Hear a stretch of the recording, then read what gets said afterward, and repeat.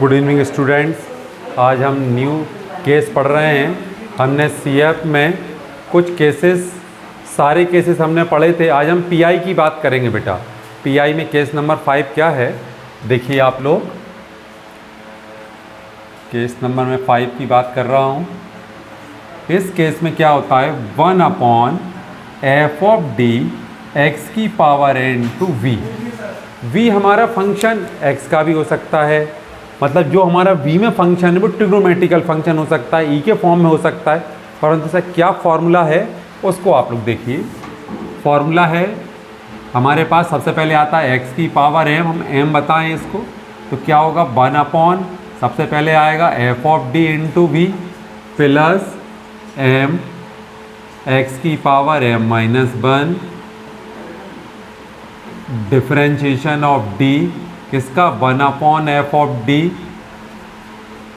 Into v plus m minus 1 upon factorial two d square upon d square 1/f(d) into v plus dot dot. ये यहाँ तक working rule चलता रहता है। अब देखिए कि एग्जाम्पल से मैं आपको एक्सप्लेन कर रहा हूँ, एक एग्जाम्पल समझा रहा हूँ। देखिए एग्जाम्पल क्या है। एग्जाम्पल है d square plus 2d plus 1 y is equal to cos of x into x, cos of x into x. एक हमने एग्जाम्पल लिया है, हमारे पीआई में ये दिया गया है और सीएफ लेफ्ट हैंड साइड वाला पार्ट होता है हमने। तो सबसे पहले हमें क्या बनाना है इसका बेटा, ऑक्सिलरी इक्वेशन। हमें इसका ऑक्सिलरी इक्वेशन बनाना है। देखिए क्या बनेगा, m square plus 2m plus 1 is equal to 0। हम इसके फैक्टर बनाने की कोशिश करेंगे, तो इसके फैक्टर बनेंगे m प्लस 1 और m plus 1 equal to, m की दो वैल्यू आएंगी -1 और -1। मैंने आपको पहले वाले वीडियो में आपको CF निकालना सिखाया था, यहीं वो दोनों m की वैल्यू सेम है। तो हमारा केस नंबर 2 लगता है CF के लिए। क्या लगेगा, C1 प्लस C2x e की पावर -x। अब मैं बात कर रहा हूँ PI की right hand. PI is equal to क्या लिखा है, d square plus 2d plus 1, इसमें मैं x को पहले लिख लिया cos ऑफ x। अब मुझे इसका PI निकालना है बेटा। तो ध्यान देखें, केस मैंने क्या लिखाया है, यहाँ लिखा है x की पावर m इंटू वी। तो यहाँ देखा जाए x की पावर m से मतलब कितना है, 1 है, क्योंकि यहाँ पावर m लिखा है और यहाँ 1 लिखा है। तो इसका मतलब m मीन्स हुआ 1 में। तो मैं एक स्टेप यहाँ, फिर सेकंड स्टेप यहाँ आएगी, यहाँ 1 आएगा, 1 में से बन जाएगा 0, और किसी की पावर 0 है तो इसका मीन्स है 1, मतलब इस स्टेप से आगे नहीं बढ़ेगा। अब देखिए हम इसको, इस फॉर्मूले को अप्लाई कर रहे हैं यहाँ।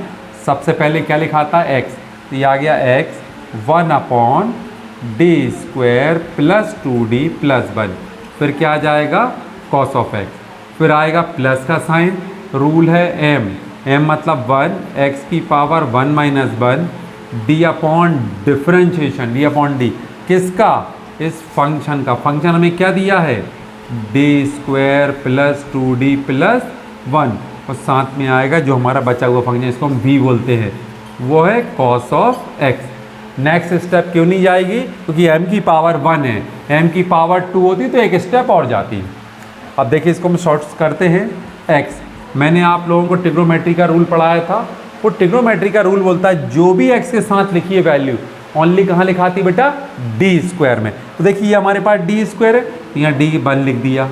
और मैंने ट्रिग्नोमेट्री का रूल बताया था आपको, ट्रिग्नोमेट्री में जब भी हम वैल्यू पुटअप करते हैं तो बाहर क्या लगाते हैं, माइनस। यहाँ आ गया प्लस 2d प्लस 1, ये आ गया आपका cos ऑफ x। अब देखिए 1 में से बन जाएगा 0, और किसी की पावर 0 है, ये देखिए किसी की पावर 0 लिख दी।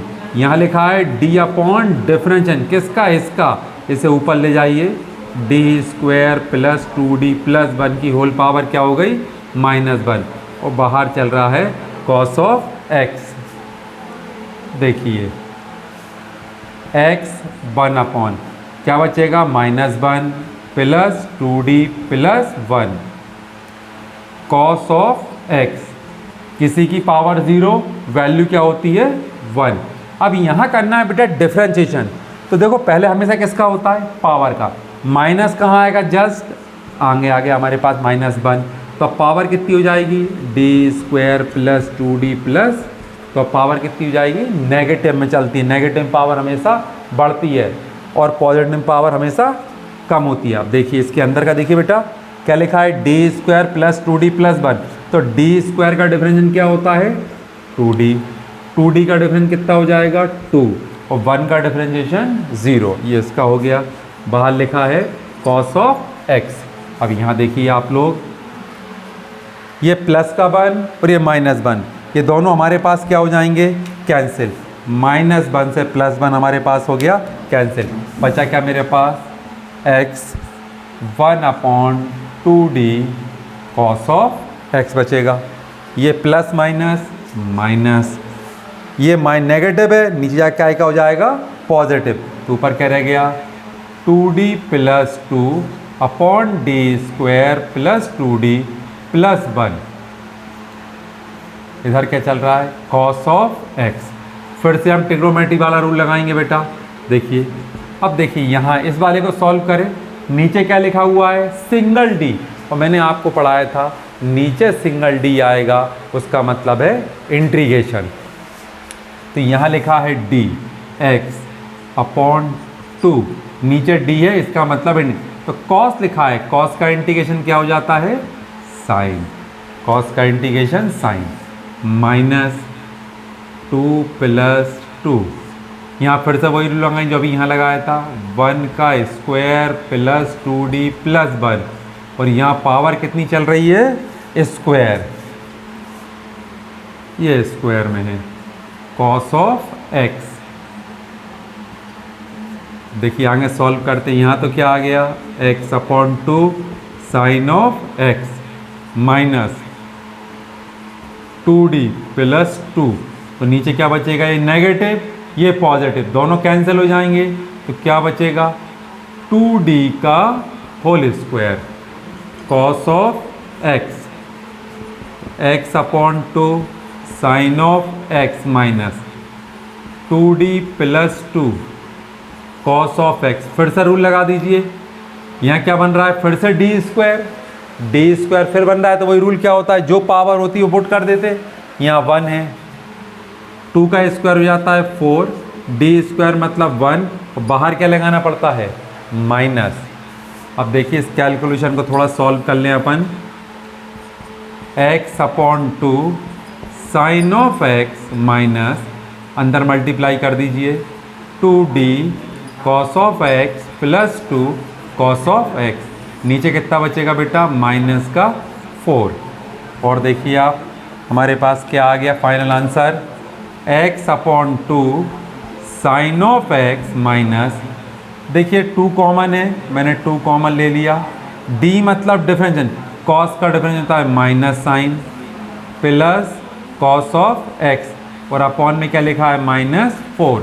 तो आप देखिए माइनस माइनस कैंसिल हो गए, 2 से 4 कैंसिल हो जाएगा 2। तो अब हम फाइनल आंसर लिख देंगे x/2 साइन ऑफ एक्स, ये 2 से 2 कैंसिल हो गया है, प्लस माइनस वापस माइनस आ गया, sine of x plus cos of x, और अपॉन में क्या चल रहा है 2 चल रहा है। ये हमारे पास फाइनल हो गया, दिख रहा होगा ये हमारे पास फाइनल ही आ गया है।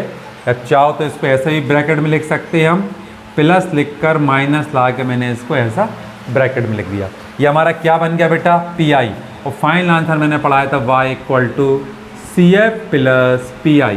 तो y = CF हमारे पास क्या आया C1 + C2x e⁻⁻x, और PI ये आ गया मेरे पास plus x/2 sine of x plus minus sine x cos of x/2।